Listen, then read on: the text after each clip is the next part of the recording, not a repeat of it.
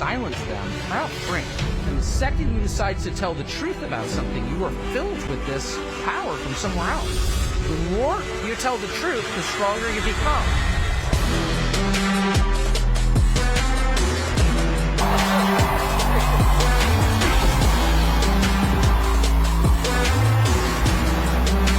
Amazing.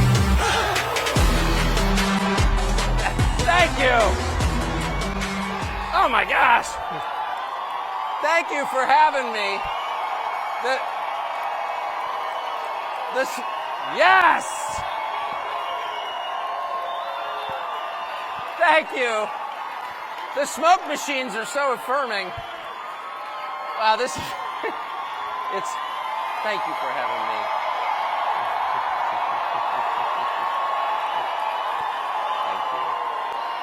It's funny, I was just standing. First of all, may I say, go Megyn Kelly. I mean, that was awesome. Thank you. Thank you. I don't think most unemployed people get a reception like that. And in a recession like this, to find yourself without a job and people still being nice to you is like unbelievable. I was standing on those stairs. No, I have a job. I'm just kidding. Well, I love you too. Thank you.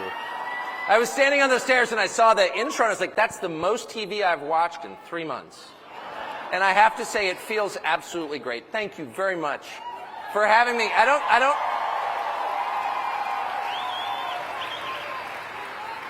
Roger Stone, ladies and gentlemen. All the cool people are here. It's like unbelievable. Wow. Yeah, I haven't been around a ton of people in a while, but I never miss this event ever. And I meet the nicest people, really, that I ever meet at these. So thank you for having me. I just flew in from Iowa. Thank you.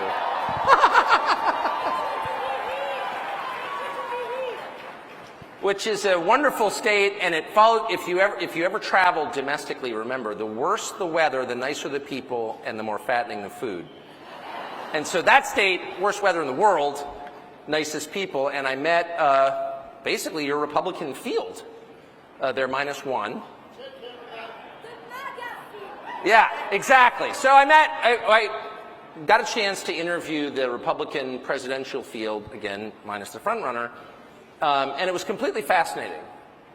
And as it always is to be around politicians, politicians are a group that I despise on principle because they tend to be soulless and have kind of barren and sad personal lives, and so they, spend their days trying to win affirmation from people they've never met. It's pathetic. But in real life, no, it's true. They all have alcoholic or abusive fathers to whom they're trying to prove something. But in practice, in person, I mean, they're all super charming. I mean, there's not a politician in the world who's not charming. That's why they went into this business. It was either that or selling cars, and this was more lucrative, so they went into it. So I like almost all of them when I meet them. I mean, you can't not. They can talk about anything. They've mastered the sort of shallow small talk over coffee, which I definitely appreciate. That's an acquired skill, and they've worked hard at it. But I have to say, after spending all day with them, I learned a couple of things which I think may be relevant to you and to the country. And a couple of things, and I don't want to attack anyone on personal grounds or by name. It's tempting. I will say it's tempting. Whoever said do it, you're the devil on my shoulder. Do it! I've spent my whole life. No. But if I could make some general observations, which I think are more edifying than just like savaging Mike Pence, I think, which I'm not going to do, because that would be wrong, and it would be wrong because it's too easy. And the easy things are not rewarding, are they? You don't feel good when you beat your 5-year-old in soccer or ping pong. Like what? But I did learn a couple of things. It was super, super interesting. The first thing, I guess I already knew it, and you know it already, that's why you're here, which is the spread between the things that Republicans in Washington, the people you vote for and put there, care about, like actually care about, pretend to care about a lot of things, but the things that really touch them off, that matter to them, very different from the things that matter to the people who vote for them. And you kind of thought that would change, you know, because we did have an event several years ago where Republicans elected a guy basically on the promise to blow up the Republican Party, and you thought, you know, that would get their attention. If your wife runs off with the pool boy, it's like time to reassess your skills as a husband. Like, you got to pause just for a moment and be like, yeah, it's bad, but maybe I contributed to her behavior. Most self-aware people, and I'm being serious, ask themselves that question. Like, how was I responsible for this bad thing that happened? But there's been literally none of that. It's been all blaming the pool boy in Washington. So I don't see that changing at all. Maybe it'll take a next election cycle to do that. But the second, more interesting thing I learned is that almost everybody, not everybody, but almost everybody in elected office in the Republican Party has internalized the other side's rules for debate. And if you think about that, there's no really more self-defeating way to go into politics or life than to accept the terms that your enemies offer before the conversation's even begun. Because there's really no winning. In other words, if you and I are arguing about something, but I've already decided you're right, probably not going to get very far, right? And you see this on the big issues. In fact, the biggest issues without variation. It's always the same. The Republican goes in knowing in his heart he's wrong. And I feel like there are probably a substantial percentage of Republican voters who do the same without knowing it because they don't have any idea it's happening. So, for example, during COVID, there were people who didn't kind of play along. We knew what the rules were. And every organization in American life, every large group of people in American life, from your government to the entire media, in some cases your church, we're all telling the same thing. Here are the rules. If you are a good person, you will follow these rules. You will mask, you will separate, you will stay at home, you'll take our shot. No, we have no idea what's in it. We don't know its long-term effects, but shut up. This is a moral test, and if you want to pass, you will obey. And there will be people who decide to opt out, but they are, and everyone agreed on this, moral criminals. They're outlaws. And it's, well, I mean, given there's a certain sort of outlaw who's proud of it. They're sitting over there, they're standing right here. I mean, there are always some people. There are always some people who are going to be or gifted with whatever that weird gene is. It's like 8% of the population who are proud to like stand apart and be like, no. But most people, including most good people and most sensible people, don't want to be in that 8%. You know what I mean? They just don't. They don't want to be cast out of the tribe, actually. I don't know what you said, but I agree with you. I'm the only speaker who likes being shouted at. Anyway, but that's it. But the problem is nobody pushed back on the fundamental terms. Like, wait a second. You know, is there evidence for this? Do you know this to be true? Don't Americans have an inherent, which is to say a right they were born with, an inherent right to make their own decisions about how they live on the most basic level, what medicine they put in their body, where they travel? Nobody said that. And of course, the media never presented that as an option. You saw this in the war in Ukraine. It began, and the first thing you knew, I mean, you could have like divergent opinions, I guess, about which weapon systems to send. But you were told at the very beginning that, you know, Russia was our enemy. One thing we know about this is that one side is bad and one side is virtuous. And, you know, I think a lot of decent people would reach that conclusion independently. I'm not contesting that. I think it's completely fair to think Russia's bad and Ukraine's good. But it's also within bounds to not agree with that. Because if you're an American, you have the right to decide who you hate.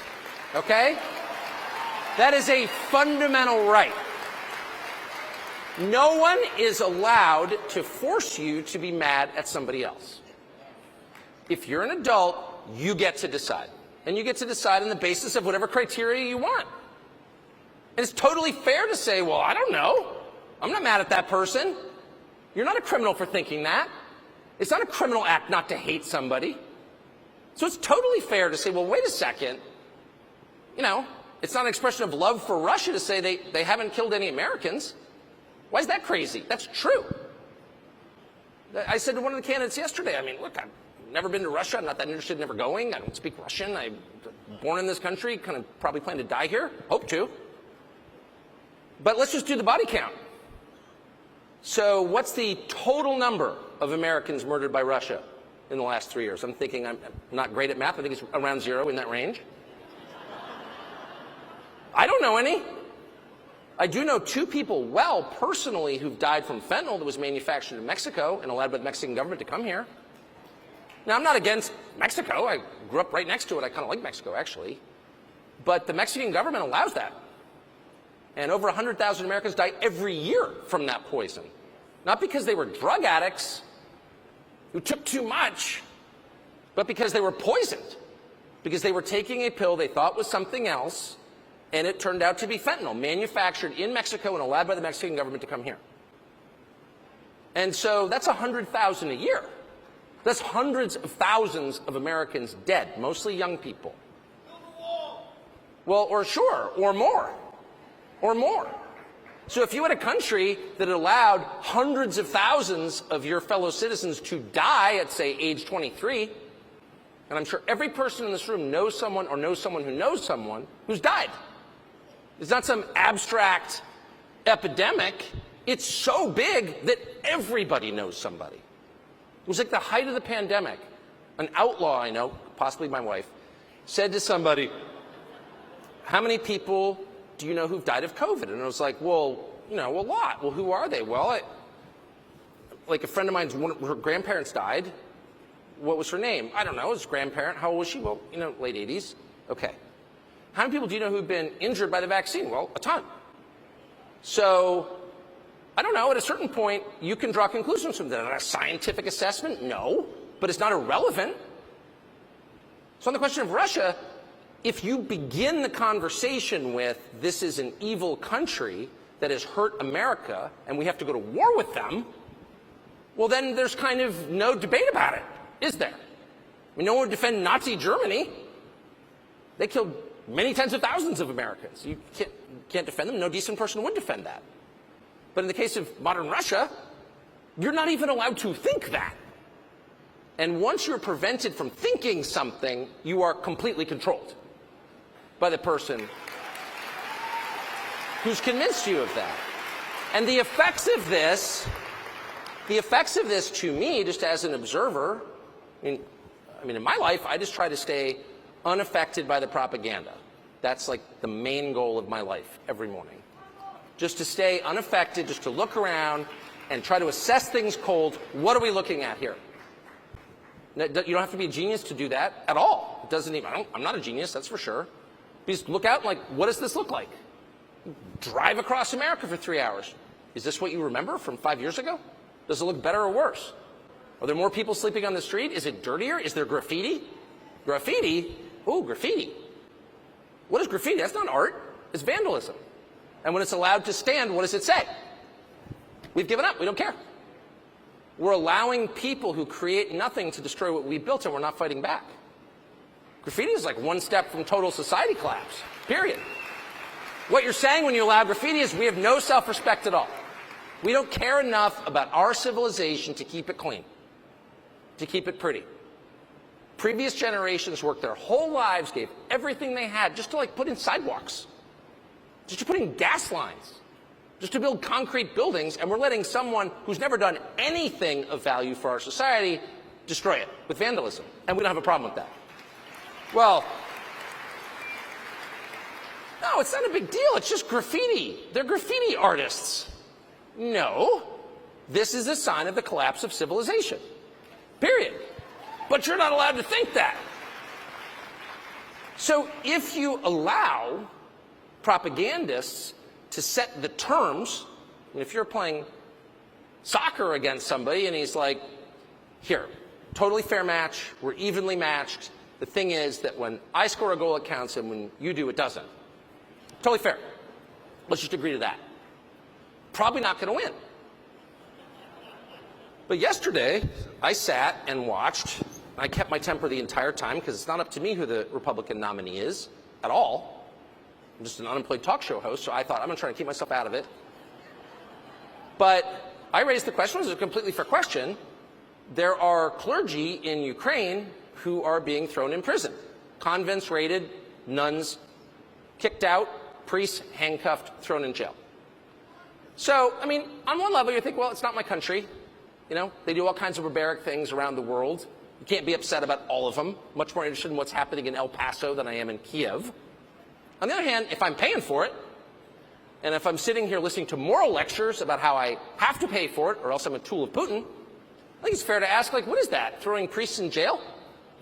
And so I asked a self-appointed Christian leader about that, and I said, what do you think, as someone who's spent his life advocating for religious freedom, about raiding nunneries and throwing priests in jail? And he said with a straight face, well, they had the wrong views. Okay, I'm sorry, I didn't realize what the boundaries were. So you have religious freedom or freedom of speech or freedom of assembly as long as you stay within the lines, but if you express an unapproved view, then you go to jail. But that's freedom, isn't it? You do exactly what I tell you to do, or else I imprison you. Is that the freedom that you recognize? No, that's insane.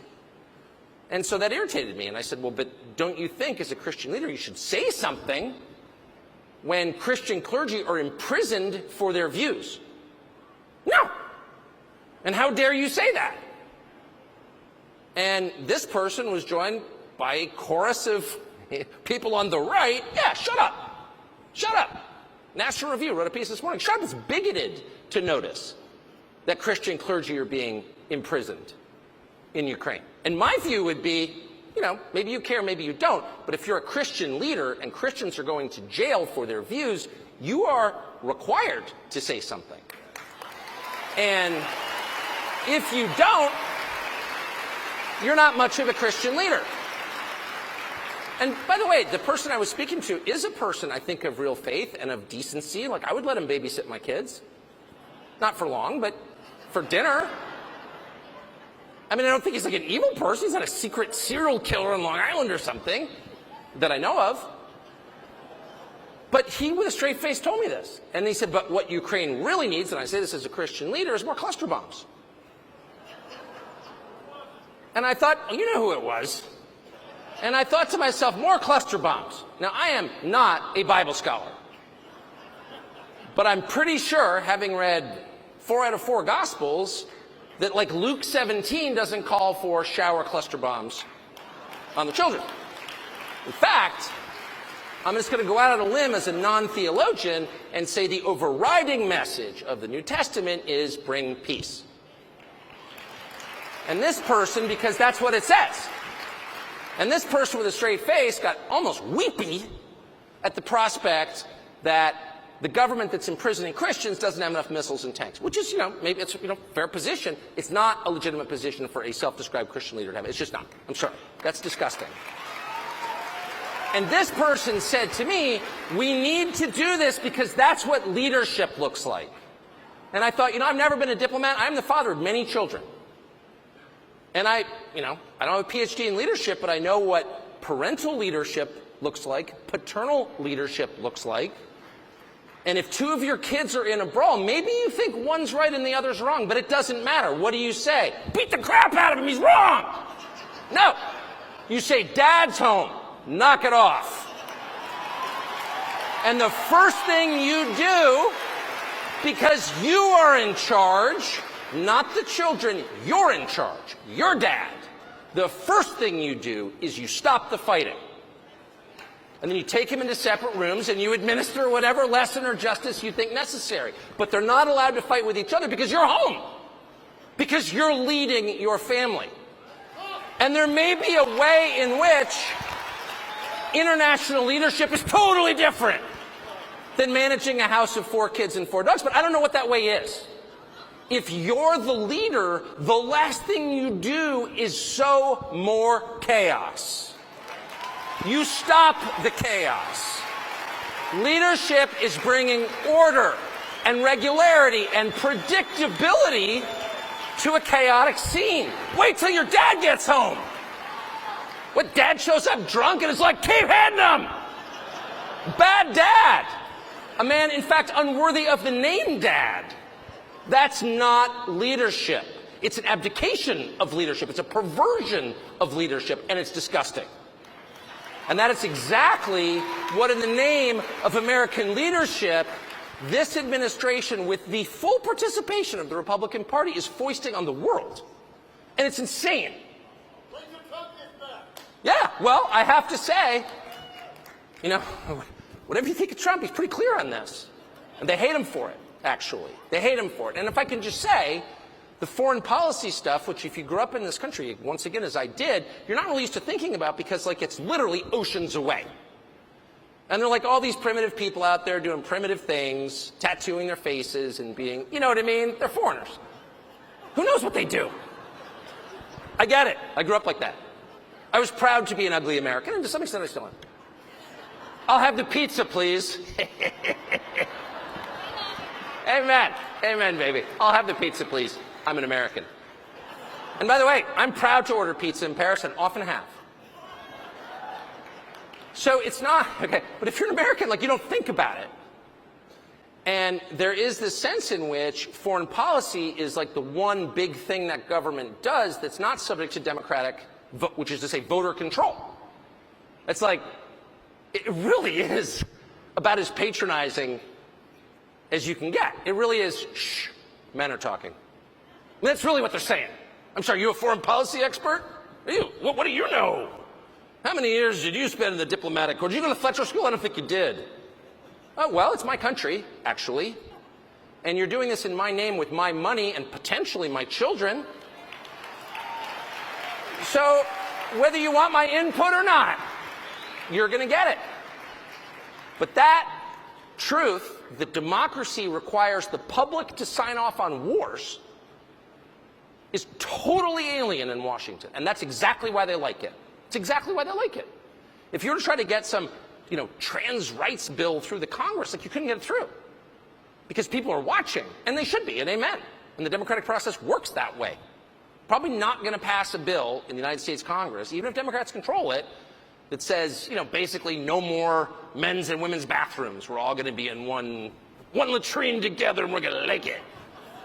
That's probably not going to happen, because nobody wants to defend that. But sending cluster bombs to a government that's imprisoning Christians and stealing the money, like, that's kind of not your business, America. And so they can collude and do it together. That's the truth. And the fact that Republicans have allowed this, and that even now, and again, even if you think we should be supporting Ukraine militarily, which is, I think, a legitimate, I don't share that view, but I think it's entirely legitimate. And I think there are a lot of awfully nice people who feel really bad for the Ukrainians. I actually feel really bad for the Ukrainians myself and think Russia shouldn't have invaded. I agree with that. But it almost doesn't matter where you are on this question. If you can't have an adult conversation about it, which begins with the very obvious question, why should I be mad at Russia? Like, why? Shut up! If the answer is shut up, or if the answer is to accuse you, an American citizen who loves your country, whose ancestors fought to defend it, of disloyalty to your country by people who care not at all about the United States? It's too much. It's just too much. It's too outrageous to stand. But what I will tell you, if you want to know what really, really matters to them and to you and to the future of the country, consider the things that you were not allowed to say. I noticed this right after January 6th. I'll never forget it as long as I live. As a very literal, not super quick, not highly clever person, I was completely content to believe January 6th was what it looked like to me on TV, which is a bunch of angry people who thought the election was stolen from them, who appropriately went to confront the people they thought stole it. So, like, George Floyd gets killed, and all of a sudden they loot Foot Locker. What did Foot Locker have to do with it? I will say, in Republican primary voters' defense, they're mad at the Congress. They went to the Congress. They didn't loot any liquor stores. They just went right to the source. That's true.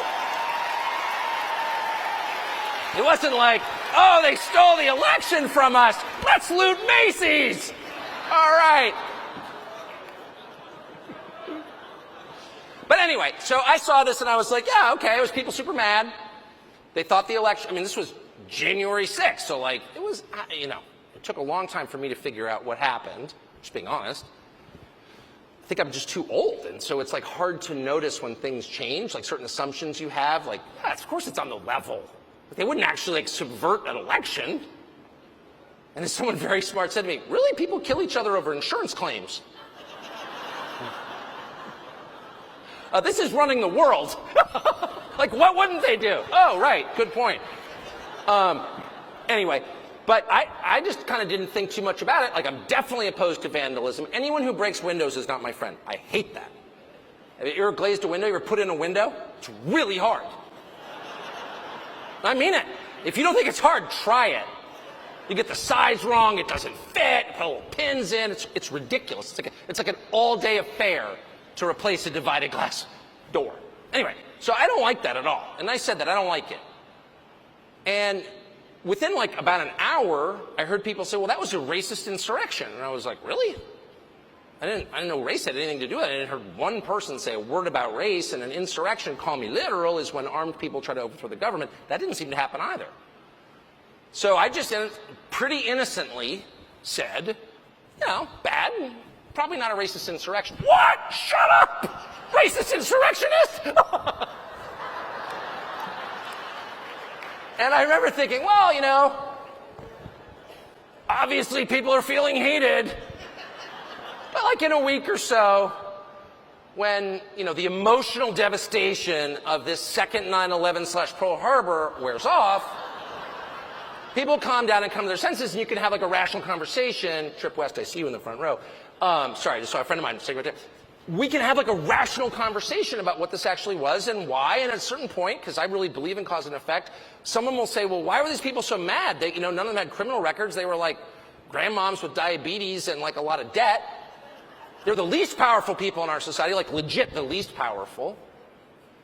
And why were they so mad? Like, why did they take the bus from Tennessee to go jump up and down in front of the Capitol? Like, something probably had better things to do. And then maybe if they think that the election wasn't fair, we will sit them down in a very calm, rational way and be like, I get it. We said that Biden won by 81 million votes. This is 15 million more than Barack Obama. It seems like a lot, considering he didn't campaign and he can't talk. But, you know, there was just something about him. It was that magic, and, you know, maybe you didn't feel it.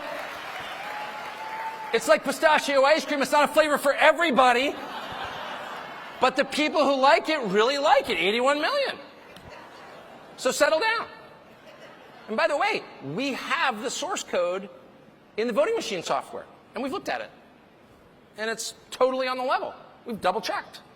We wouldn't let like an electronic voting machine hide their software from us. Like, never do that. And the drop box is like totally monitored by law enforcement. And every person who voted had to prove he was who he said he was with a government-issued ID. Like, settle down. And I would have said, fair enough, because I want to believe in our elections. Who doesn't? And in fact, the people at the Capitol on January 6th are exactly the ones who most want to believe in our elections. They're the ones who carried the pocket constitution. How many CNN anchors like deeply believe in the American political process? They put you in a camp if they could. Shut up. They have no interest in the process at all. But the people who really believed in it were naturally the most shocked and the most upset to believe it wasn't real. But anyway, I thought we would have that conversation at some point. You know, I never supported, and I will never support vandalism, period. But I did think, well, maybe the upside, this, Ashley Babbitt's killing, clearly in retrospect to murder, you know, it'll amount to something. We can have a national conversation about this. And I'm completely for national conversations. But every year they promise us a national conversation, well, on race. We need a conversation on race. Okay, shut up! Okay. National conversation means no one's allowed to talk, except the people who called for the national conversation.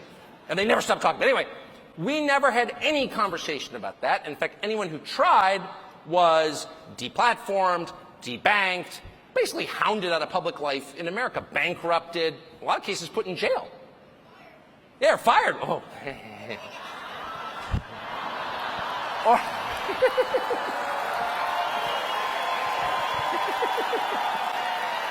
pretty funny. Anyway, excuse me. Sorry, I was so into it, I like lost all self-awareness for a minute. Sorry. But we never, not only do we not have that conversation was literally banned. Now, it's in the guidelines of most of the big social media companies. You can't have that conversation. So I would make a couple of points. And the most obvious one is any country that doesn't allow a free discussion of the process by which its leaders are elected is not a democracy, by definition. A country without free speech is not a democracy. Free speech is a prerequisite to democracy. You can't have it without it. You can't have a dinner party without dinner. You can't have a democracy without free speech. Period. So there's that. So whatever you tell me, and by the way, it's so interesting, and narcissists are this way, the projection involved. It's like whatever it is they're doing, and I mean at a precise level, is exactly what they accuse you of doing.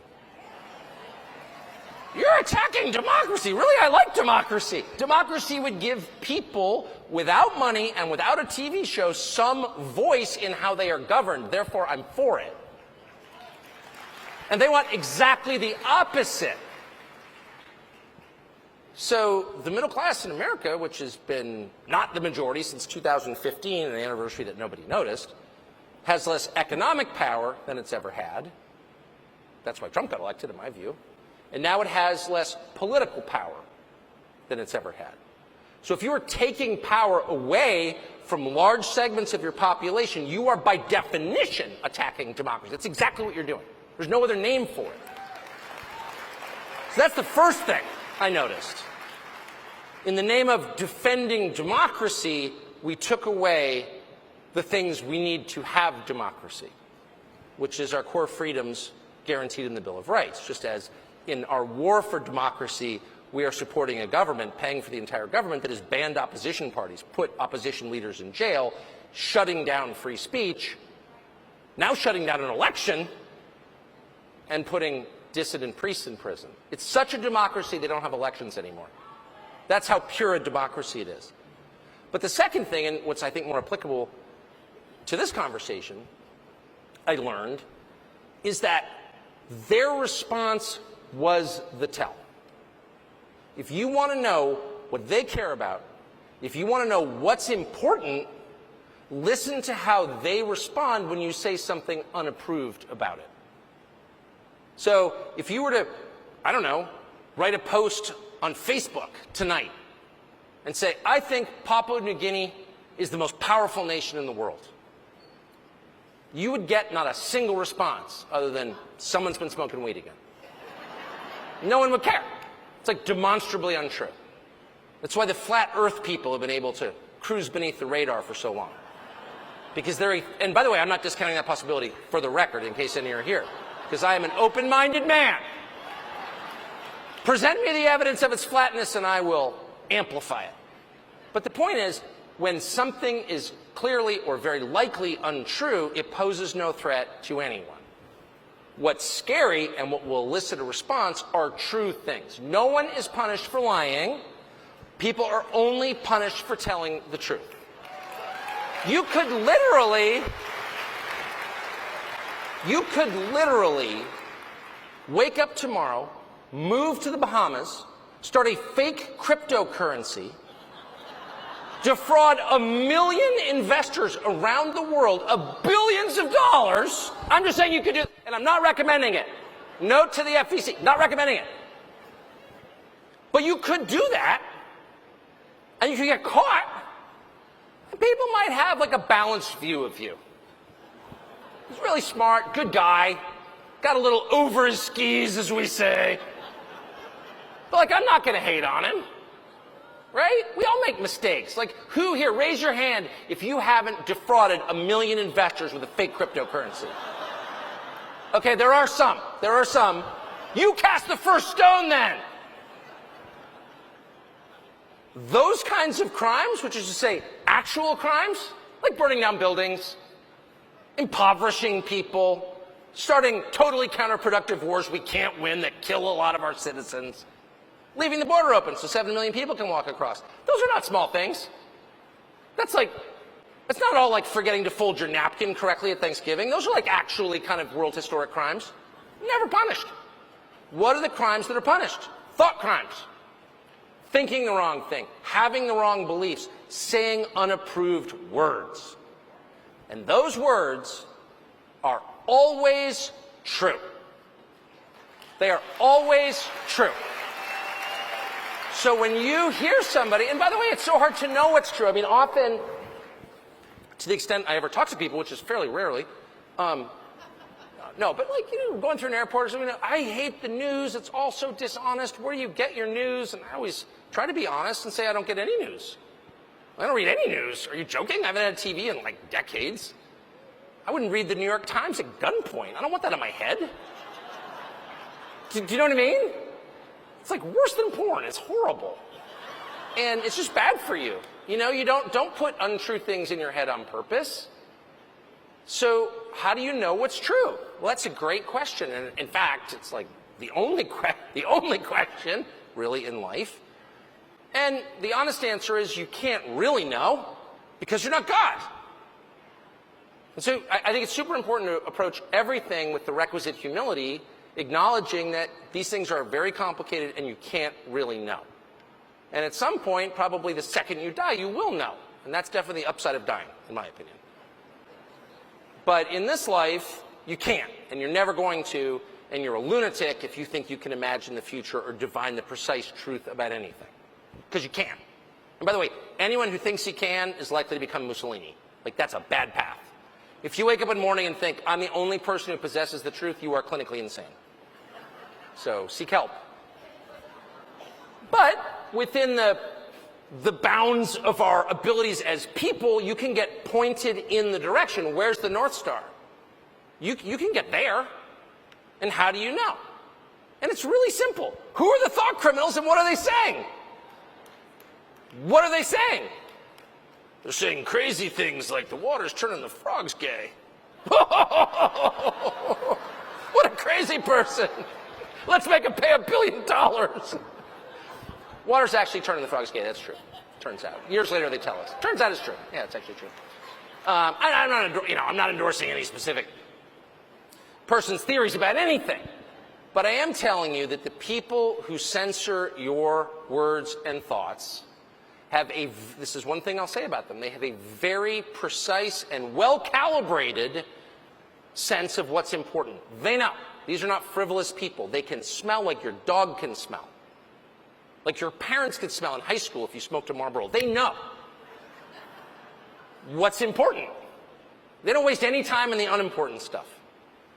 And so I would honestly say a lot of the debates we have, and certainly a lot of the ones that I've engaged in, probably diversions from the things that really matter, honestly. And that may account for why every time I was out of the country last week and I came back and I was like, I've got a duty to be up on the news, read all these texts, and like everything I read is like a new height of insanity. I'm like, that is the Mount Everest of lunacy. It can't get any crazier than that at all. Breastfeeding men or whatever. You know, we're gonna give back Nebraska to an Indian tribe that no longer exists. We're not doing that, by the way. Omaha's safe. But I'm just saying, every one of these stories enraged me.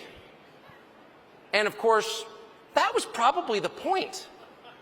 I really believe that the exponential growth of totally irrational claims by the other side, things that no sane person could, beginning with men can give birth, but there are 1 million of them, that these claims are actually designed to take people like me and send us off into a screaming fit so we don't notice that actually they're looting the country.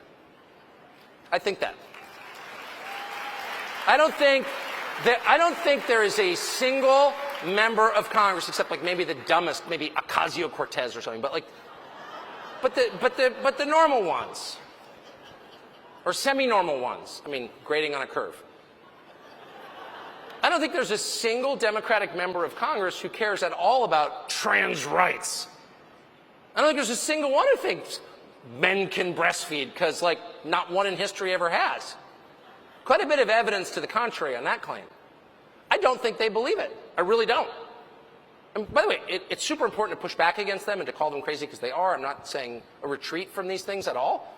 I'm merely saying if they throw a story in your face that's so nuts that you can only growl like a dog in response, they're probably doing that on purpose.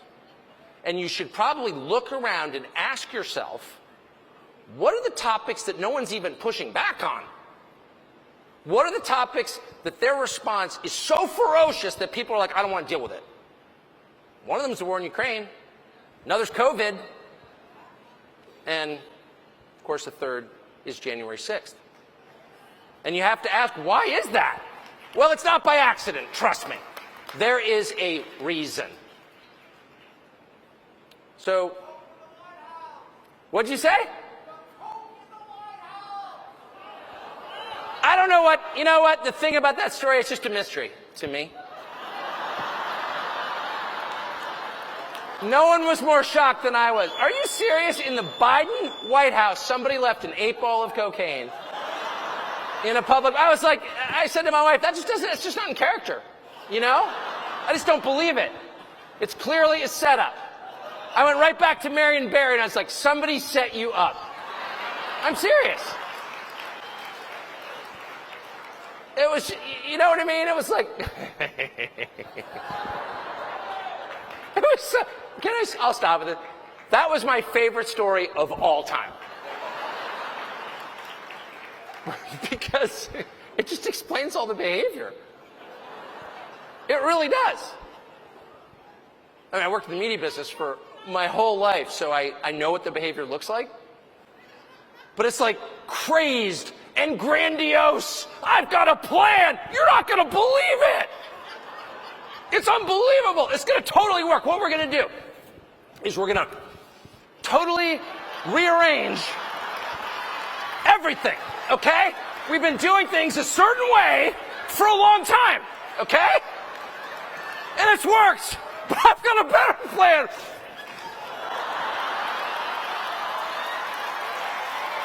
And that's their entire approach.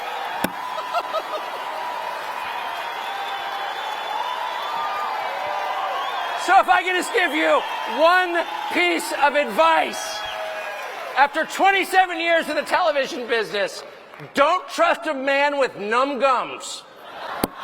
Thank you.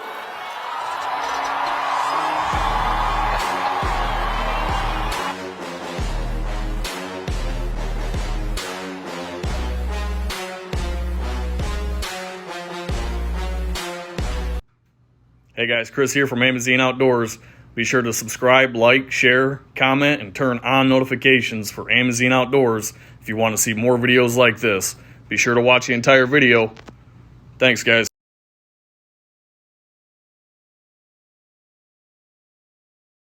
Amazine Outdoors is a skull-hanging company based out of Michigan. We use locally sourced steel to CNC plasma cut and fabricate all of our products. Our motto is simple, effective, and affordable. There are no fancy names or over-engineered designs. The hangers are built around the skull itself to allow you to securely hang your skull anywhere you please. They are priced with hunters in mind so you don't have to spend big money to hang your big bucks. AmazineOutdoors.com